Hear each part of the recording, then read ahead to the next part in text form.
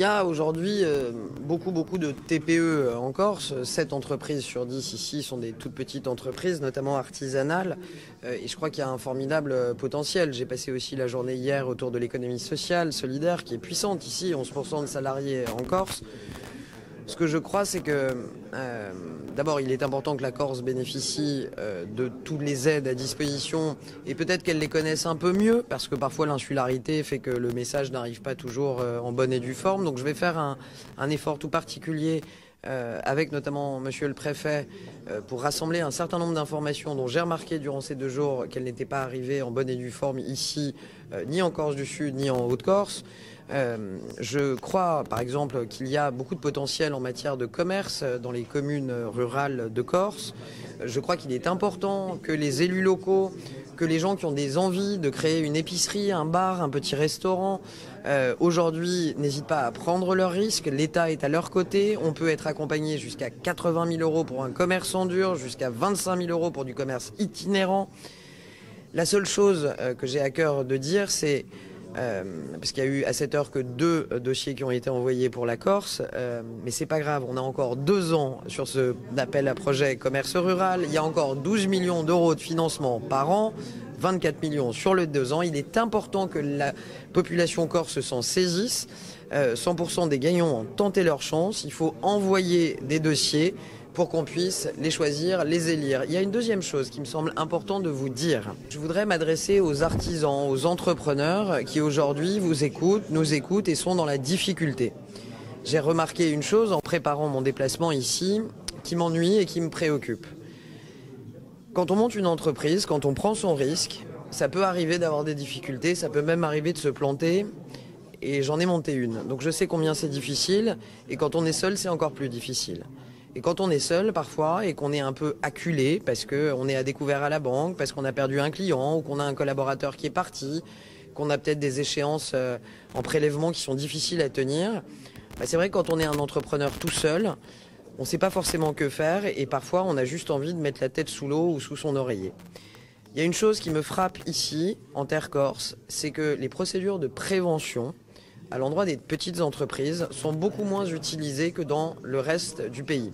5 fois moins de procédures de prévention aux tribunaux de commerce que dans le pays. Donc je veux dire aux artisans, je veux dire aux hommes, aux femmes qui ont des petits commerces, qui ont des difficultés, que ça arrive et n'oubliez jamais, il n'y a que ceux qui prennent pas de risques, qui prennent pas le risque de se planter. Soyez fiers de ce que vous faites. Deuxièmement, vous pouvez contacter à la préfecture, aussi bien en Haute-Corse qu'en Corse du Sud, le conseiller aux entreprises en difficulté. Conseiller aux entreprises en difficulté. On peut vous accompagner avant la défaillance. Il y a des choses à faire. Ça s'appelle la conciliation. Ça s'appelle le mandat ad hoc. On suspend des échéances, on vous accompagne et vous arrivez à vous relever. On n'est pas obligé d'attendre que l'entreprise soit morte pour aller demander de l'aide. On peut vous aider avant. Il faut que les entrepreneurs corses n'hésitent pas à appeler les préfectures, demander de l'aide, conciliation, mandat ad hoc. On peut faire des choses avant d'arriver au tribunal et à la cessation d'activité qui est toujours un drame dans une vie personnelle. Alors aujourd'hui, il y a eu cette réunion avec la ministre. On parle de simplification. Alors quel a été un peu le contenu et un peu les attentes? Écoutez, moi je suis content que cette ministre vienne parce que c'est une ministre très dynamique avec laquelle d'ailleurs j'ai de très bons rapports depuis longtemps. On a fréquenté ensemble la commission des finances, entre autres. Et non, parce qu'elle est aussi la ministre d'un domaine qui est important, qui est le domaine des PME, qui est le domaine du tourisme. Et donc c'est pas peine d'expliquer qu'en Corse c'est tout à fait important. Ce qu'il faut faire prendre conscience à tous ces gens qui considèrent souvent à Paris que nous ne sommes que des profiteurs du système, faire comprendre qu'ici il y a des chefs d'entreprise qui travaillent, qui font vivre leur entreprise au quotidien, c'est pas toujours facile. Et surtout, leur faire prendre conscience qu'il faut faire évoluer l'infrastructure institutionnelle de la Corse, pas par plaisir, mais par souci d'améliorer les choses, de rendre justement la vie des entreprises plus facile et plus viable. C'est tout le débat, entre autres, du processus de Beauvau, dans lequel moi j'ai la responsabilité du statut fiscal.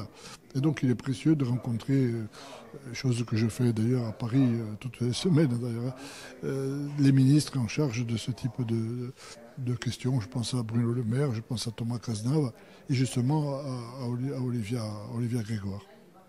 Alors, dans les principales attentes des chefs d'entreprise, quels étaient, je dirais, les points les plus importants qui ont été discutés aujourd'hui ou demandés?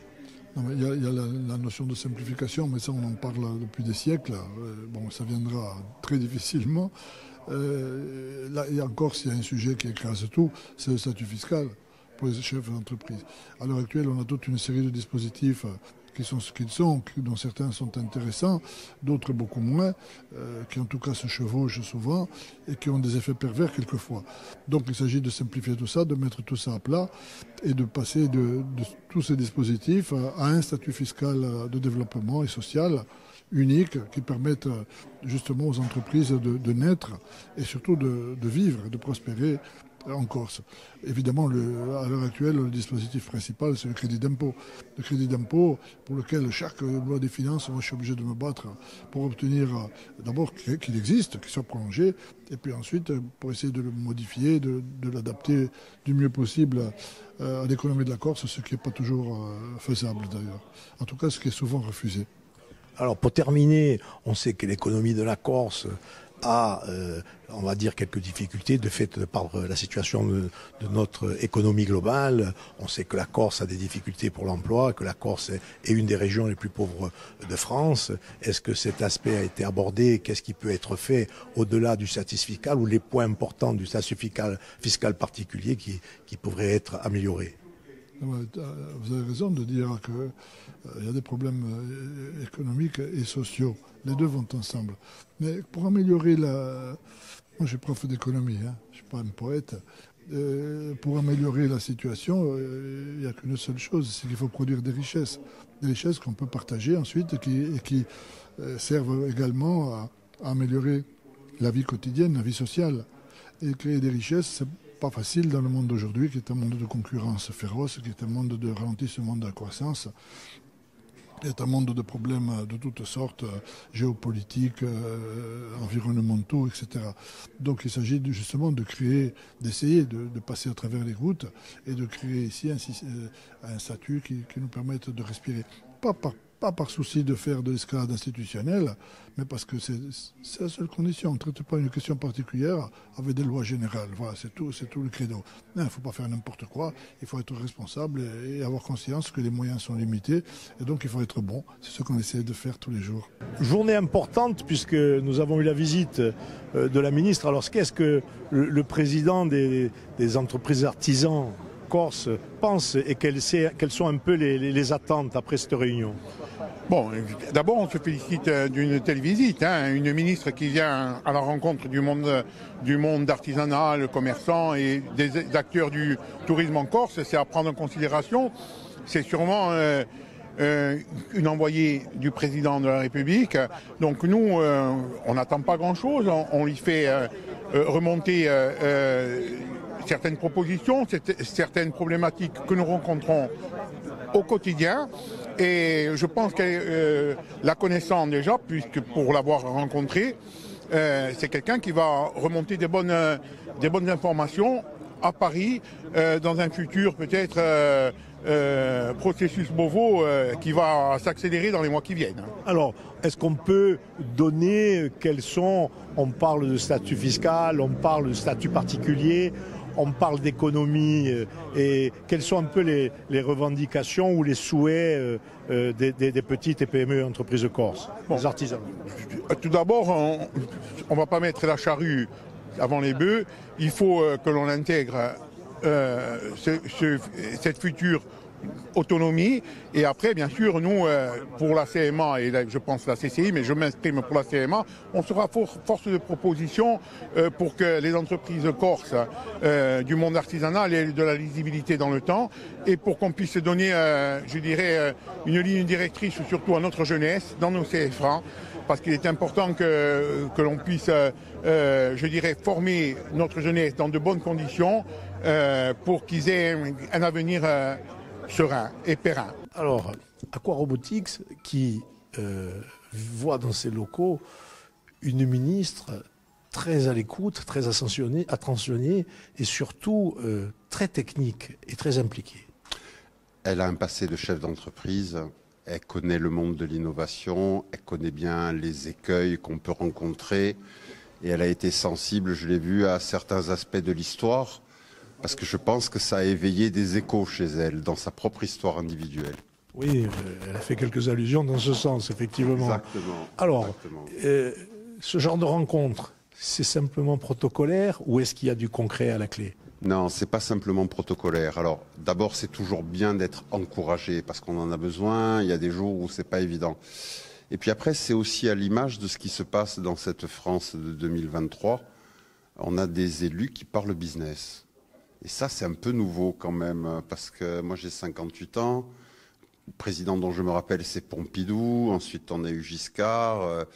On a eu Mitterrand, ça parlait pas d'entreprise, ou enfin pas de petites entreprises, ça parlait pas vraiment d'innovation, c'est pas le souvenir que j'en ai. Là, ça fait quand même quelques mandatures que les choses évoluent un peu. Et il y a une accélération. Aujourd'hui, on parle de Startup Nation, c'est pas faux. La France devient le pays numéro 1 pour l'innovation en Europe, ça, depuis 2 ans. Donc là, on a une ministre qui représente bien cette tendance.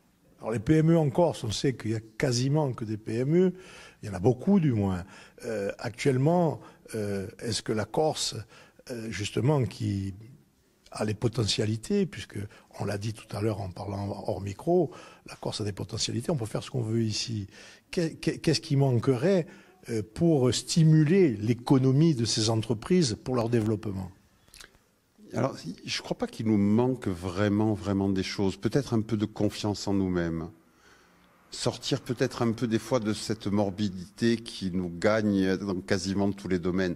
Oui, on peut se tromper. Oui, l'entreprise peut mourir. Et alors, on recommence, on en fait une autre. Il faut qu'on soit capable à un moment de se dire l'échec n'est pas dramatique. Mais dans un univers un peu contraint, un petit microcosme comme le nôtre, à Béour et Isbalias, il ne faut pas que ça nous arrête. On peut se tromper, on a le droit. Et puis, les échecs sont plus porteurs d'enseignement que les réussites. Il faut qu'on se donne ce droit-là. On essaye. Et puis, au bout d'un moment, on peut arriver à sortir quelque chose.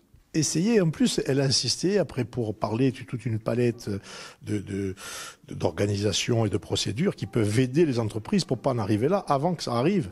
Donc, c'est qu'elle aussi, elle comprend. Alors, est-ce que, justement, ce langage qu'a aimé entendre l'entrepreneur, il faut peut-être qu'il s'élargisse par toutes les structures, on va dire, État, gouvernement, région, mairie. Les élus régionaux, les élus locaux ont toute la liberté de se positionner aujourd'hui sur le terrain de l'économie. Eux aussi, il faut qu'ils se disent, après tout, qu'est-ce qu'on risque? On ne va pas s'aliéner une partie de notre électorat, et puis il y a des voix à prendre encore plus, je veux dire. Donc, je pense qu'on a une opportunité là, Des activités comme la nôtre, on n'a pas d'empreinte carbone, je veux dire, on ne va pas dénaturer à un moment l'environnement dans l'île. Il y a de quoi faire et puis il y a une jeune génération qui arrive, il y a une école d'ingénieurs qui ouvre à Ajaccio, il y a des choses positives qui sont en train de se passer. Voilà, il ne faut pas qu'on rate ce tournant-là, tout simplement. Allez, en tout cas, vous amorcez bien ce tournant. J'espère. On vous le souhaite et on sait que ça se passe très bien. Allez, bonne éveil. Allez, ringrazia. Alors tout d'abord, je pense que le maire est satisfait et heureux d'avoir accueilli et de voir la fin de la tournée en Corse de la ministre des PME et du tourisme, notamment, et en même temps, une vision technique par rapport au président d'Aqua Bubbliga. Alors oui, double satisfaction. La première, c'est d'avoir vu la ministre Olivia Grégoire, qui est la ministre de tutelle des petites et moyennes entreprises, ce qui constitue en Corse la plus grande partie du tissu des entreprises, et avec un vrai discours. Alors, l'objet de sa venue, c'était la simplification, et on a eu la chance d'avoir quelqu'un qui a un discours sans langue de bois, pas simpliste, mais en tout cas qui va droit au but et qui a été, je crois, d'une grande clarté et qui a donné des explications à toutes et des réponses à beaucoup de questions. Alors pas toutes, elle n'a pas réglé tous les problèmes. En tout cas, c'était une visite de ce point de vue-là très intéressante. Et ensuite, oui, on a fini en apothéose puisque nous sommes sur le site d'Aqua Robotic Camp, qui est une start-up, une entreprise bastiaise et qui a réalisé un robot pour pouvoir aller analyser la qualité des réseaux d'eau. Et là, en tant tant que président de la Régie des eaux du Pays Bastia, je suis plus que satisfait parce que cette machine créée en Corse et à Aix-en-Provence permet d'avoir une vision précise de la qualité des réseaux, donc de faire des économies d'eau. L'économie d'eau, c'est moins d'impact sur la nature et c'est aussi moins de dépenses et moins de gaspillage. Donc voilà, c'était une très très belle visite. Elle a été impressionnée par la qualité de la présentation et la qualité du produit qui a été présenté par le président ou le PDG de cette entreprise. Pour Aquaboub et les autres, ça doit être quelque chose d'important parce que j'ai entendu des statistiques ahurissantes sur la perte d'eau. Ahurissantes en Corse, on est je crois, le 3e département français en termes de pertes. Alors sur la communauté d'agglomération, on est bon. Enfin, on s'améliore tous les jours puisqu'on fait beaucoup de travaux, notamment bientôt sur la partie nord de l'agglomération. Mais on n'est jamais aussi efficace qu'on le devrait parce que chaque litre d'eau mis au départ du tuyau devrait arriver au robinet. Et on est loin du compte puisqu'aujourd'hui, je crois que on est à 80% d'efficacité, ce qui veut dire qu'il y a 20% de pertes quand même. Voilà. Ça s'est amélioré d'abord par rapport au chiffre que j'avais entendu. Oui, mais ça s'améliore tous les jours. Mais sauf que les canalisations sont très anciennes et quelquefois, il arrive que certaines se détériorent et qu'il faille les changer en urgence. Donc non, il faut travailler au quotidien, mais c'est une très belle séquence aujourd'hui. Une très belle séquence et une visite très positive, comme vous l'avez dit en préambule, avec une ministre très engagée. Très engagée, qui a beaucoup de solutions, qui connaît bien son métier, qui est elle-même une créatrice d'entreprise, donc qui connaît bien les difficultés, aussi bien au niveau de la constitution d'une entreprise qu'au niveau ensuite de la vie de l'entreprise. Et ça, c'est irremplaçable. Merci, monsieur le maire. Merci à vous. Donc aujourd'hui, à la Chambre de commerce, a été reçue la ministre, entreprise, petite entreprise, tourisme, beaucoup de points qui sont importants pour notre région. Quelles seraient, je dirais en résumé, les attentes de simplification, voire d'amélioration pour notre région? Ça va être vite fait. Tous les dossiers qui ont été mis sur la table sont importants pour l'économie de la Corse.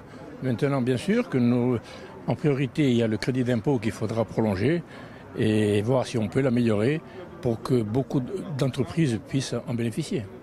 Donc justement, les entreprises, Charles, les entreprises corses, quelles sont leurs attentes? Si on va faire une vision globale de la Corse, on sait que la Corse est une région qui est assez pauvre, qui a besoin de se développer, d'aller vers de nouveaux marchés. Qu'est-ce qu'il faudrait pour qu'on arrive justement à ce développement qui nous permettrait d'avoir un statut un peu moins négatif commercialement? Avant d'aller sur de nouveaux marchés, il faut déjà qu'on travaille nos marchés intérieurs. Et pour pouvoir travailler nos marchés, ça a été dit ce matin, 98% des entreprises de Corse sont des TPE, donc de 0 à 9 salariés. Le chef d'entreprise doit être totalement polyvalent, c'est-à-dire qu'il doit être le patron d'entreprise, le commercial, le responsable des ressources humaines, le fiscaliste, le comptable. Et il ne peut pas du coup s'ouvrir réellement comme il le faudrait sur l'extérieur parce qu'il y a trop de complexité. Donc aujourd'hui, c'est évidemment ce choc de simplification, on l'attend de nos voeux et il doit passer par tout ce qui est dans la gestion d'entreprise, que ce soit du social à la comptabilité, par la recherche de financement, comme on disait tout à l'heure, il existe, elle le disait d'ailleurs, la ministre disait qu'au niveau environnemental, il existe 340 dispositifs. Je ne sais même pas si là, nous trois, on en connaît 6. Et après, une fois même qu'on les connaît, c'est de pouvoir et avoir la compétence de monter les dossiers pour demander ces subventions. Et en plus, on parle d'environnement. Aujourd'hui, l'environnement est essentiel. Et même là-dessus, on n'arrive pas à avoir de clarté et on est vraiment dans une toile d'araignée dans laquelle on n'arrive pas à avoir la bonne visibilité. Donc ce qu'on a besoin aujourd'hui, c'est de visibilité. Alors la visibilité, on va parler, je vous parle à vous, messieurs, en général, Charles aussi, la Corse, il y a les agglomérations, il y a les deux grosses villes, dans le centre, dans le rural. Comment est appréhendée cette venue aujourd'hui ? Je pense qu'elle est très appréciée. D'ailleurs, on a assisté à un ministre qui véritablement connaît son sujet et qui véritablement a démontré ce matin qu'elle allait véritablement prendre à bras le corps les problèmes qui ont été exposés tout autour de la table. Vous savez, il y a un sujet qui a été oublié ce matin, c'est celui de la formation. Aujourd'hui, toutes les entreprises ont des difficultés à trouver, à embaucher du personnel qualifié. Et ça, personne n'en parle et pourtant, je pense que c'est le nerf de la guerre. Toutes les entreprises et dans tous les domaines, nous avons ce problème, c'est l'embauche de personnel qualifié. Et ça, il faudrait qu'on y travaille sérieusement. Donc c'est quelque part un message qui est envoyé pour notre jeunesse qui doit avoir des formations adaptées pour répondre à la demande locale et en même temps sur l'emploi en général. Mais bien sûr, c'est sur l'emploi en général. Mais vous savez, on a eu les 35 heures qui nous ont pas aidés. Et ensuite le Covid, eh ben, aujourd'hui on récolte le fruit de tout ça. Mais je peux vous dire que les principales difficultés des entreprises de nos jours, c'est l'embauche. C'est l'embauche. Messieurs, merci. Merci à vous. Ah bon, c'est bon.